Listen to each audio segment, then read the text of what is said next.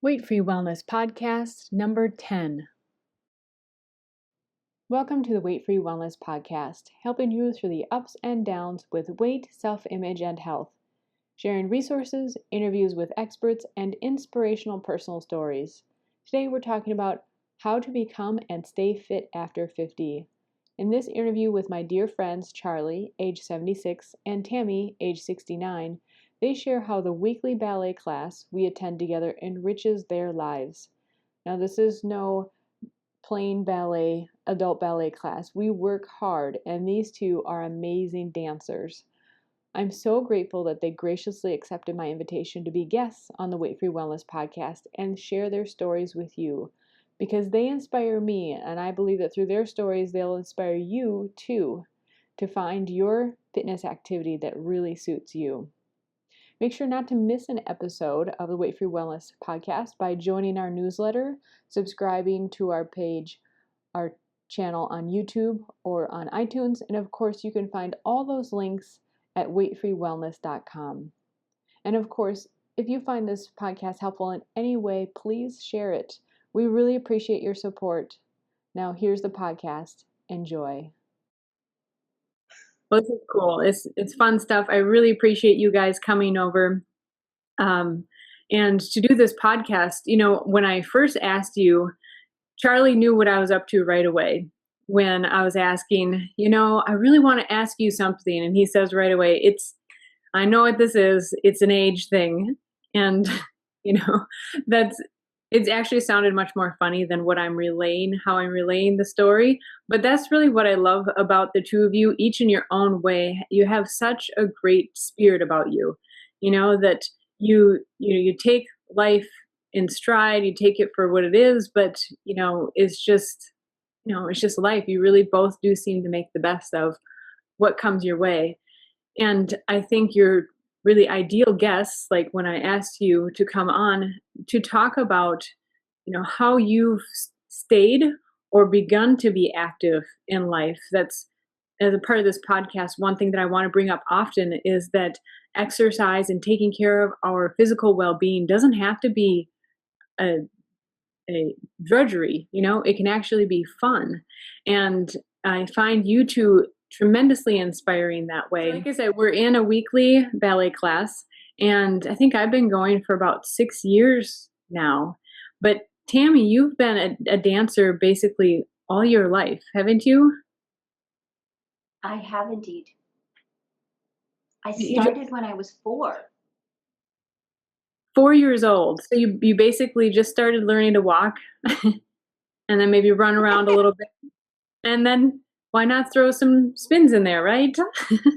Exactly. Well, my mother was kind and good to take me to ballet, but it was taught by a magnificent woman who lived in my small, tiny town in southern Ohio, and then taught by my cousin, my oldest cousin, whom I worshipped.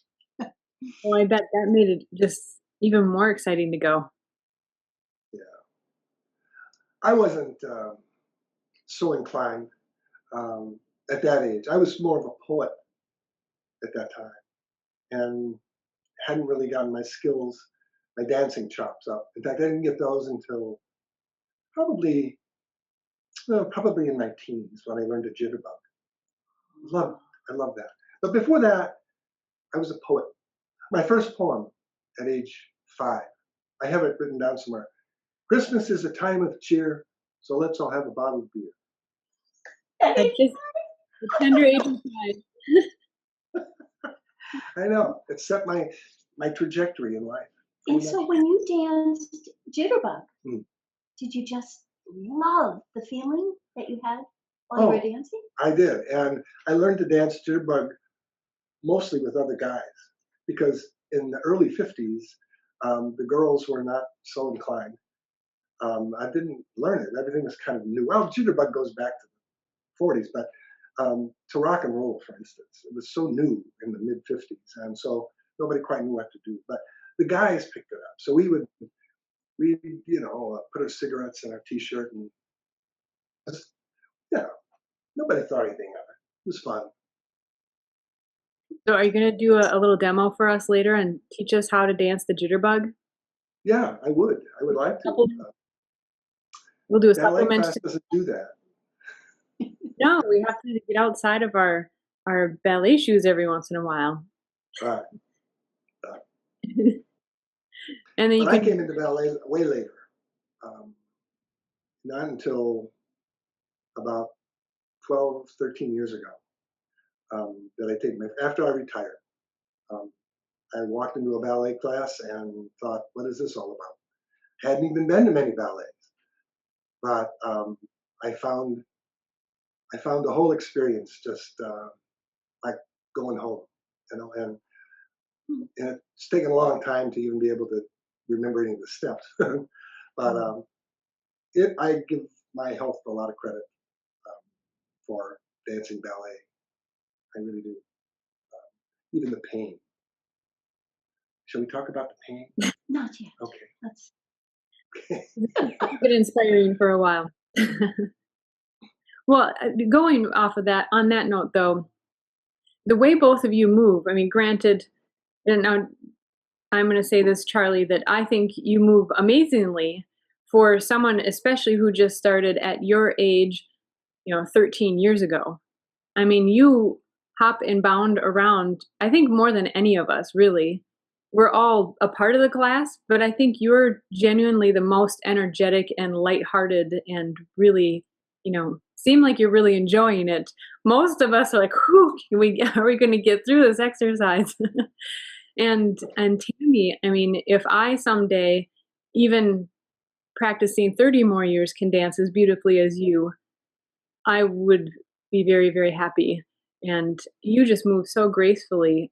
And I want to say this in the most couth way possible, but will you share with us your ages? Because as a part of what's inspiring is because you are the way you are at the age you're at. So I want to preface that I think it's a really wonderful thing. Will you please share it with Well, us? uh, in my case, she's pretty much a child still. And I think that's why she likes me. That's why she likes me in the classes, because I'm so much older. Anyway, I will be, I just turned 76 in April. April. April. Yep. Wow. And I will be 70 this spring. So I'm still in my 60s. Wonderful. Yeah, that's right. I told you that I started dancing when I was 4, but then that magnificent woman in Hillsborough moved away and there was no dance. And so I wasn't dancing from age 7 on, and I got very, very sick. And so my parents were seeking help for me. And at some point, the doctor said, this child needs serious exercise. She needs to be in a sport.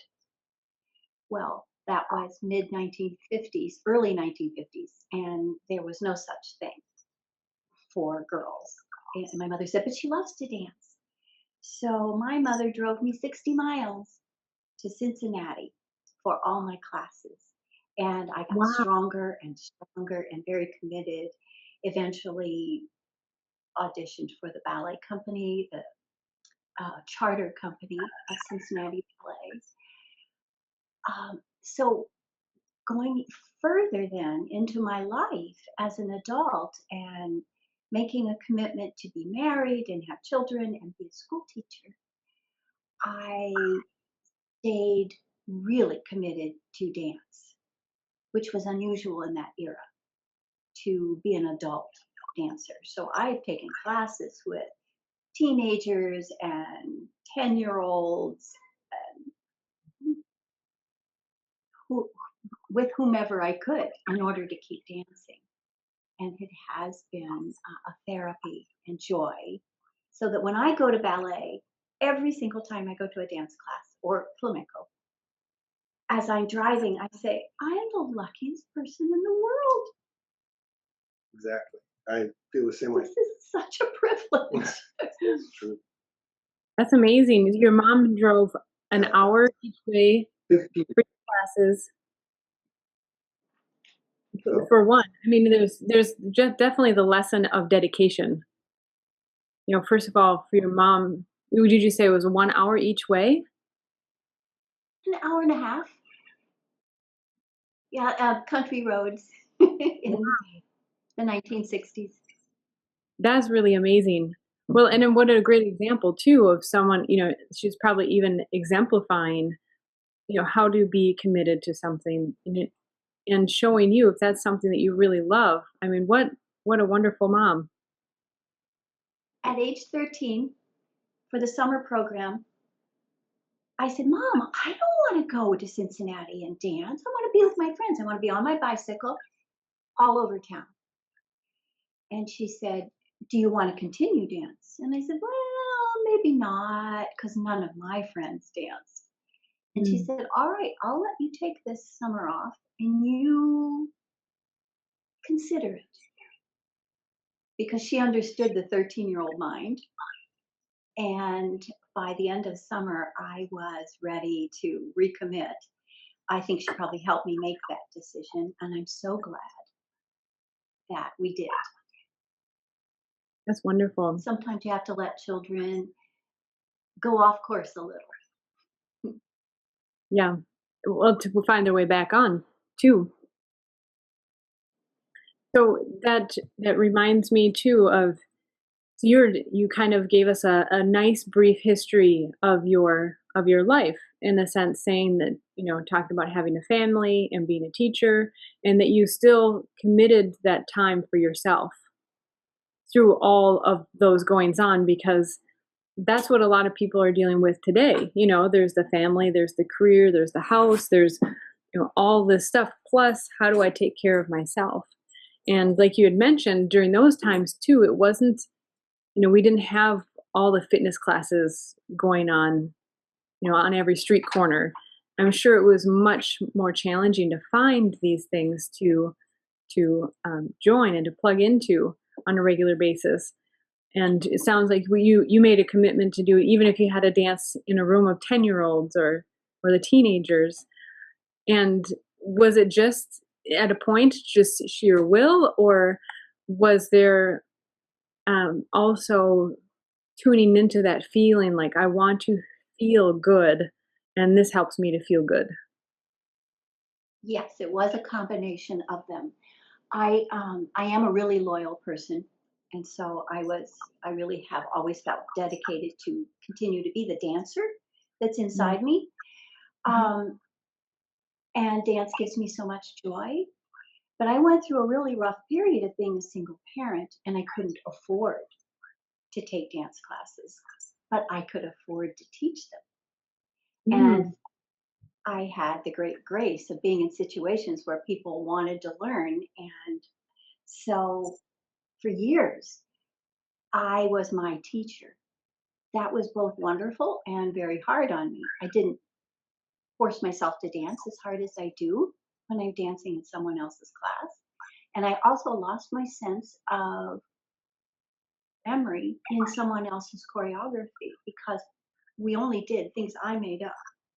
So when I had retired as a school teacher and returned to taking class from other people, I had to completely relearn the capacity to learn the steps, to have that three-dimensional spatial memory from what's going on being given to me. I watched an older woman, Gail, dance in all of our I remember adagios Gail. so that I could just remember, I couldn't remember what was next. So I followed Gail, even though I'd been the ballerina in the ballet company. And it came back. So ballet is, of course, this is a very expansive statement, but ballet as an art, a sport, an endeavor is so fulfilling for the physical strength and balance and flexibility. Also for the intellectual challenge. And then for me, it's very spiritual. There's the artistry, of course, but it goes beyond artistry to spiritual. And perhaps it's the interplay with music and being with others and the beauty of it, so that you're tapping from really deep in the soul. And so that makes it like prayer and therapy. A lot of therapy. Yeah. The spiritual thing for sure. I think you mentioned that I bounce around the room a lot. Well, a lot of it is just that. It's just the spirit of being there and the fun of it all. And I've had to, as you know, tame that so that I can actually learn the moves. And watching you has been a big part of that. But the more I learn, the more my spirit can really soar, and I don't fall down as much. But yeah, it's been uh, the most amazing discovery of my life. I think finding ballet at 64 years old, unbelievable. So It's that amazing dichotomy that exists in all arts, where if you learn the technique, hold it, now you have the freedom to go beyond the technique, and you Exactly right. discover that physically. Yep. Yep. Thanks to you, in a lot of ways, you got me to be my first Drosselmeyer. Yes. Yes. Does Tara know this story? Um, it was in a little ballet company in Minnetonka, and they needed a godfather Drosselmeyer for the Nutcracker, and the company had changed hands, and so the new director was saying, "Well, I have no one. Do you have any suggestions?" And I said, "Oh, I know a man who has that verve and spark. He's a wonderful actor. He's beautiful.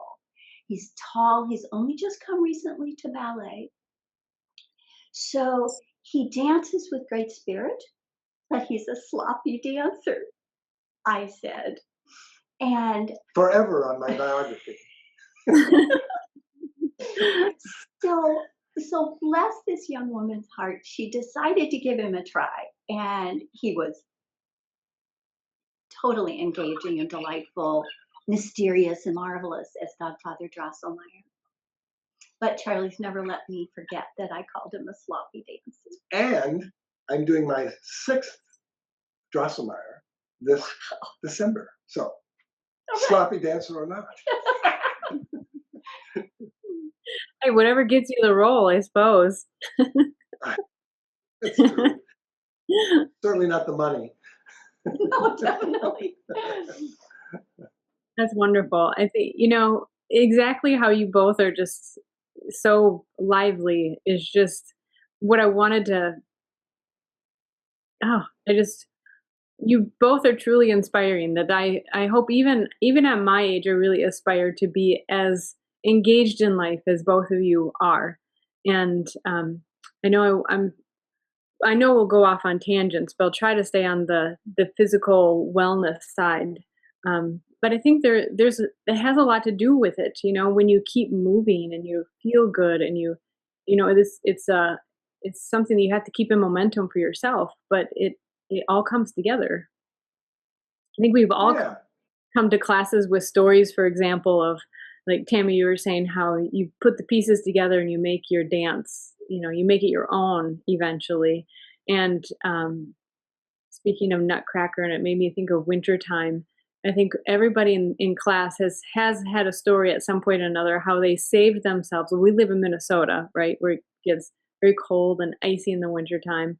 I think everybody has a story of how they saved themselves from falling on the ice just because of the strength and flexibility and the abilities built up during dance class. I mean, you never really know at times when these things are going to show up and help you overall. Are there any areas in life that you found that your physical exercise routines have really helped you over the years? For me, I think the biggest influence has had to do with pain.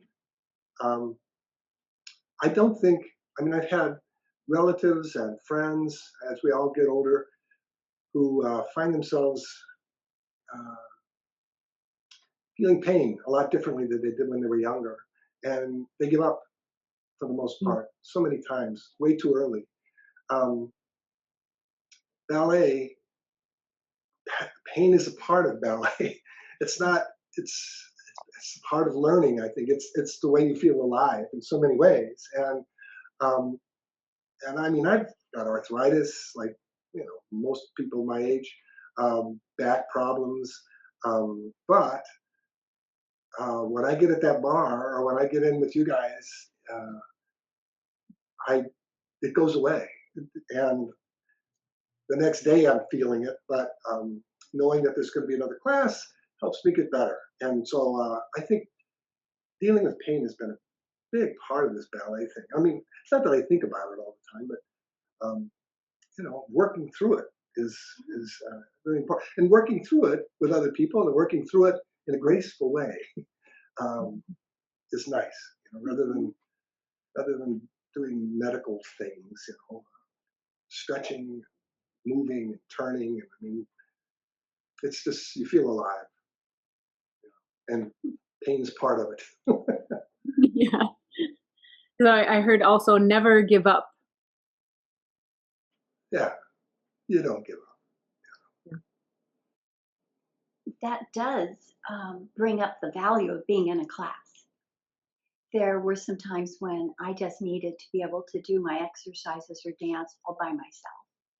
And even though I'm so committed, I found myself cheating, doing less each week, pushing myself less. But when I'm in a class, then there's that spirit of doing it all together. And I always give 100 plus percent in class out of pride, probably. So I think being in a class environment Yeah, really helps. The strength that I developed as a child and continued then throughout, and then had to kind of rebuild in my early years as a young mother and a school teacher, um, have made me a much stronger person than I would appear to be. And I think are a godsend. I have tiny bones, but I don't have osteoporosis. Um, I am a grandmother to 6 little children, and I've been able to pick them up and carry them around and play and roll around on the floor and do well um, in all of that. I think because of the ballet. But then, of course, over the years, dancing as I've grown older, I have had injuries. And I've been able to tune into my body, where that injury is, how to adapt what I'm doing in dance to be kind to that muscle as it's healing, but not to stop its use. So I continue to dance through all of my injuries, and I adapt what I do to the process of healing. And I think I almost always cut the healing time in half by doing that. So, of course, now they're beginning to understand in the medical world that as we get older, to stop moving, to be in the hospital, to be kept in a bed is the worst thing for all recoveries. And so, dancing through is my best medicine. Yeah, it is, and it's mine too. So beautifully said too. I'm sorry. That was beautifully explained, beautifully said Oh too, yes, illustrated. yeah, And even it reminds me, you're saying working through the injuries, not just letting it sit and rest. You're then also engaging the mind, which you're seeing yourself healing, you're seeing yourself overcoming rather than, allowing things to atrophy. Speaking of the mind, the teacher that we have is so tuned in to every single muscle, and she can see what we're doing. And because she's been able to highlight those things, that has helped me so much as an older dancer. And so I had some muscles that had never been as well developed as their counterparts in other parts of my body. So I was a little off balance in that way. And I would try to make those muscles do what she was asking, and it wasn't happening. But what I discovered in first studying with Lisa is that I just kept sending the message, just keep sending the message. The magic happened. And in some cases, with some particular muscles, it took 6 months of concentration on that muscle in class. But then all of a sudden, the muscle said, "Yes, ma'am, I will do that." So I love the fact that if you just keep texting those muscles, they will answer. Well, and Well, surprise. speaking of the mind again, Lisa, Lisa seems to read your mind. I mean, she knows that have a kind of an attention disorder. Actually, I have a fantasy world, and my It fantasy world, it expands. just takes me, especially when there's music and when there's ballet.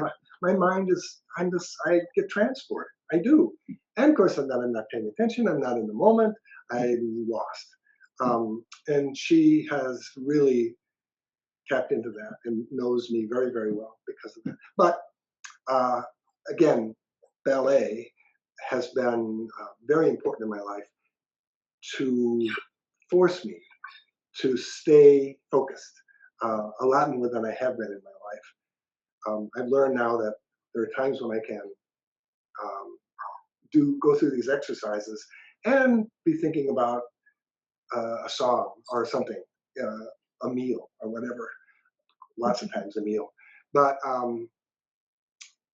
in my mind and my body will just continue kind of going through it, not with the same focus, however, but just knowing these little things and having learned them through her class for the most part, it's just been a wonderful way for me to grow, even as I get older. You know, I'm still moving forward, and um, yeah, I agree with you. I think she's been a stupendous teacher for us, and Charlie touched upon something I think that's very important in any kind of physical movement, but most beautifully in dance, is the expansiveness, the expressiveness.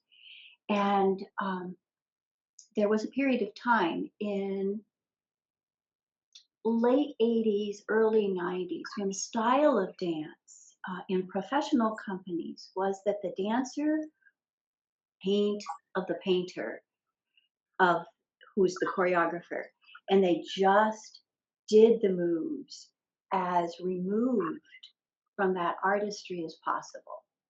They were just tools and material.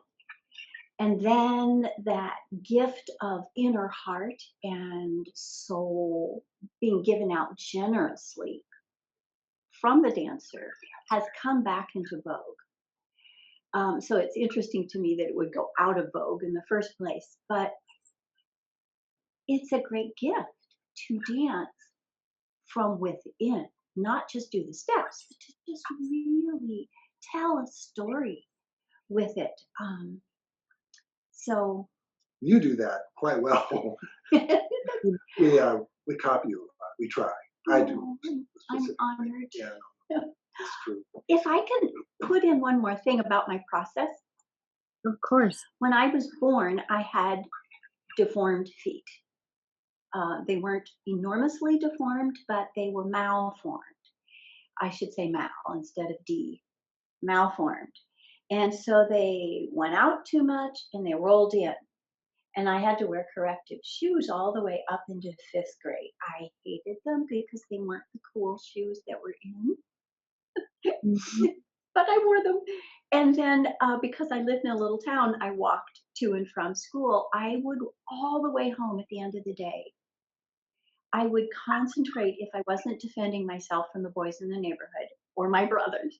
I would concentrate on each foot going forward, fully on the foot, and going straight. And now in my 60s, my feet are wanting to go back to their malformation. Really? And I am working really hard every minute of class, these 2 and 3 times a week that I dance, to recorrect that consciously. And it's helping me. a lot. And Lisa's noticing. So, Yep. Same thing with my back. I mean, 3 years ago, I went and had the MIR, MRIs, and all the things on my back, and they said, well, we can do surgery, or we can go to therapy, but we need to do something very quickly.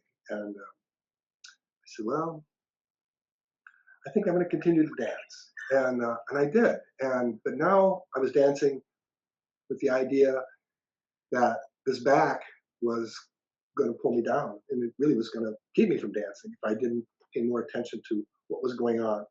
And so I did, and it has been an amazing. I've never been back to the doctor for that. That was 3 years ago. Yeah, and are you taller? and I am taller and I'm wider. I don't know how that happened. Yeah, I know. Wow. I have lost a whole half inch in the last few years of my teaching as a school teacher. I was Mm. going up and down stairs at the school building and teaching all day on my feet and raising teenagers and dogs. So I thought I was getting enough exercise, and I was teaching a dance class every week, one or two, but it wasn't enough true exercise. And then when I retired and went back to taking ballet from others, I re-strengthened all that work in the that multifidus and the vertebra in the lower back, and I got that half inch back. That's amazing. And that's It quite a is. testimony too, because it is easy to say, well, I get enough exercise going up and down the stairs and cleaning the house. But there really is a difference between a structured exercise, someone who, a really good instructor, someone who's guiding you, someone who's watching you like a hawk. And that's why I go too, is, I know that I'm going to learn something new. I know that Lisa is going to be watching me and it's going to help me in other areas of training. It's amazing how many times there's a metaphor that comes up, one that comes up often, or I think is probably the one that struck me the most was, whether to dance within your space and when to go outside of your space. And, like the size of the step you take, or how much energy you're putting out in a way. And it's amazing how she'll say those things and you're like, oh, that's what's happening in my life. And it's just, there's so many dimensions, as you were mentioning before too, that bring it together, whether it's the expression of the dance, which for me was a greater reason to go towards dance, which was to be able to bring out what's inside expressively more through the physical arts in that way. And it is just, it really is fascinating. I'm so excited uh, for Joey that Mark is coming. Her husband, retired dentist, is coming to this dental surgeon. He's coming to this class, and he's raised daughters who were in ballet, and he's the most unlikely looking guy who would want to dance ballet, and yet he loves it. I mean, today he was just enthralled and trying so hard, to get the steps in. But I'm just so excited for him to do that. I really wish more guys were involved in this thing, and wouldn't think of it as something that was impossible to do, or was too feminine to do, because it isn't. It's even, as athletes will tell you, it's one of the most difficult exercises you can do if you do it right, if you do it well, and yet it's also tremendous amount of fun and great, spiritually uplifting. Don't you think? Very much. Right. So. Yeah. How many times have you left class and then you have the music stuck in your head for the rest of the day? Yeah, it's true. And I think Music. the That's dynamic of the people, we were talking about people now, that there's something really special about that group. I remember coming in and feeling like there's a real comfortable feeling joining, I'll say, your group, because it was your group until it was our group, and then it's as it grows and changes. And it, having a really healthy dynamic like that is, I mean, you is so valuable. Right. I feel very privileged to be sharing this joyful work with of dear, caring people, but also that everyone is in a different place on their continuum as a dancer to be. And for me, that's rich and beautiful. And then I learned from it. I learned from seeing other people go through a development of a step or a concept. And so it's fun that we just share and cheer each other on and Yeah, we all pick tease up each on other. something. Um, yeah, someone else, Lisa might point someone else what they're doing out, and we can correct it in ourselves without having to be in the spotlight. Exactly. Well, and it does.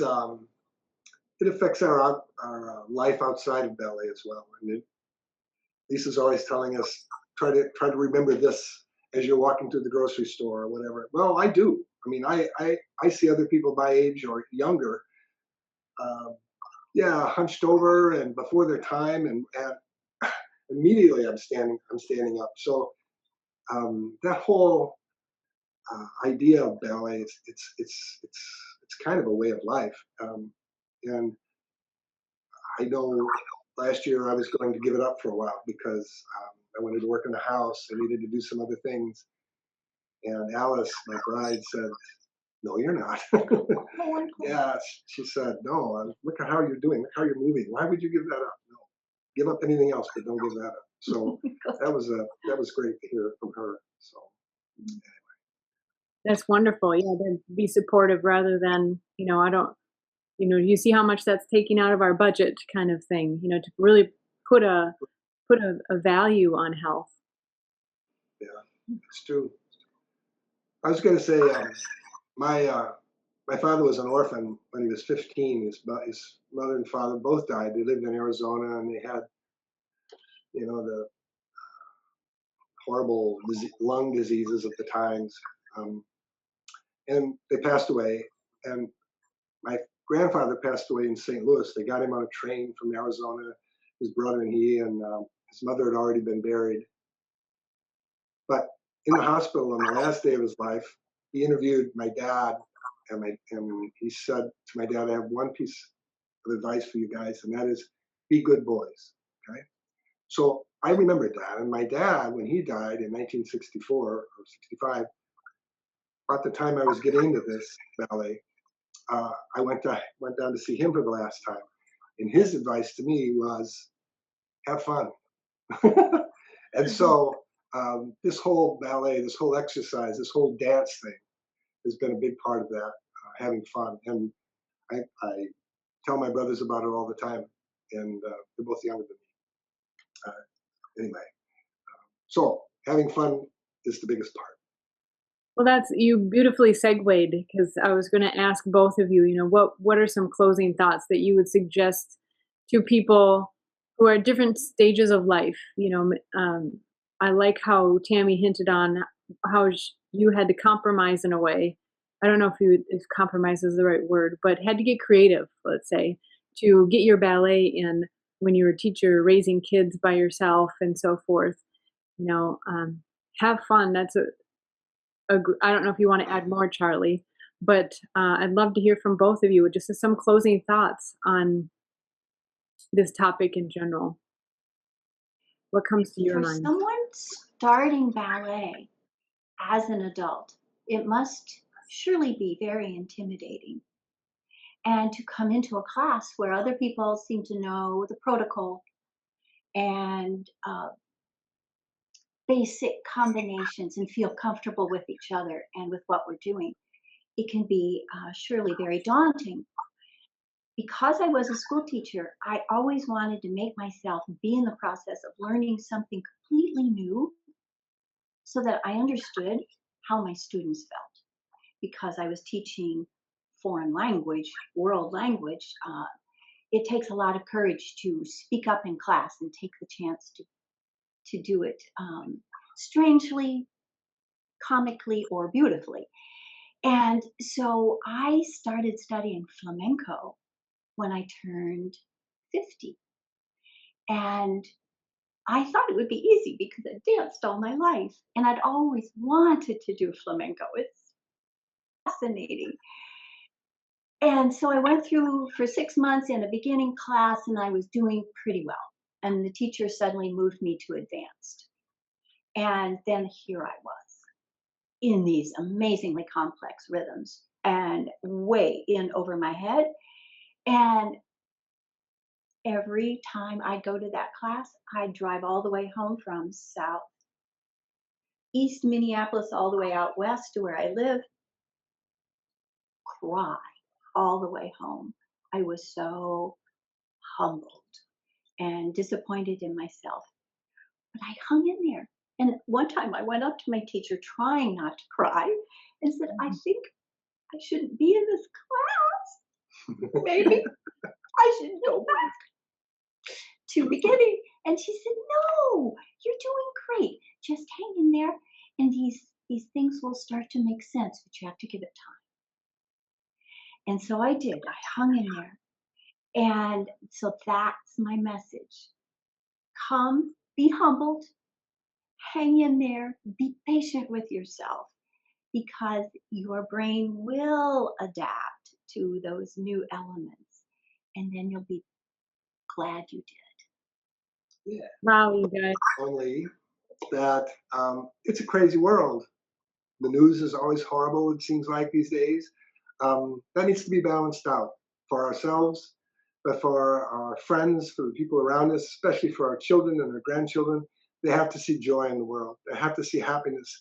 And if it isn't going to be on the television set or on their little phones or anything else, it has to come from the people around them, people like us. And so finding ways to see the happy side of life. Number one in starting out in anything. That and taking up flamenco late in life. I mean, very important. Ole! Ole. Good castanet. Is that okay? Yeah. Anything Guys, else? I couldn't have asked for anything better. You performed amazingly. The performers you are, the genuine performers. Thank you for bringing yourselves forward. I'm so pleased with this podcast and the message that came through. And love you guys, appreciate you guys, and see you downstairs in a minute. Yay! Thanks for tuning in. I love hearing from you, by the way. Connect with us on social media. You can find the links at weightfreewellness.com. Thanks for listening. Take care. Bye-bye.